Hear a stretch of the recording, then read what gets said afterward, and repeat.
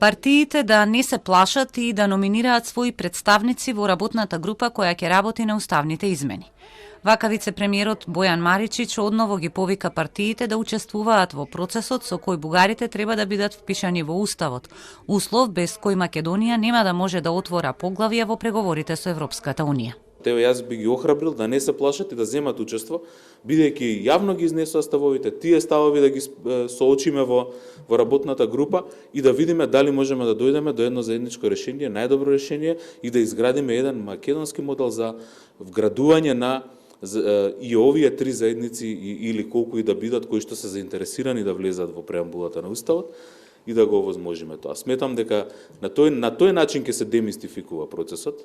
Маричич не открива кој е експертот кој ќе го предложи секретаријатот за европски прашања во работната група, но вели дека обврската ќе ја исполни до понеделник.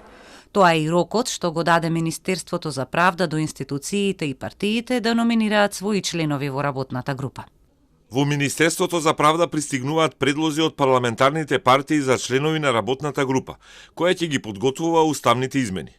Официјални покани се испратени и до експертите. Дел од нив веќе го потврдија своето учество. Рокот за номинирање истекува на 10 април. Очекувањата се работната група да започне со работа во средината на месецот. Сепак, ВМРО ДПМН останува на ставот дека нема да учествува во работна група.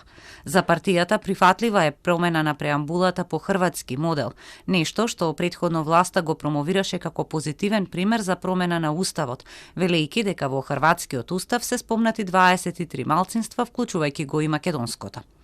Експертите по уставно право пак се скептични околу целиот процес, затоа што сметаат дека за уставните измени прво треба да има политички консензус, а потоа да се разговара за конкретни решенија.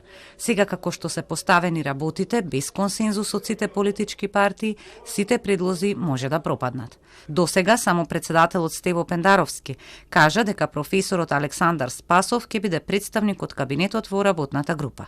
Своји членови треба да номинираат и секретаријатот за европски прашања, Министерството за надворешни и парламентарните политички партии.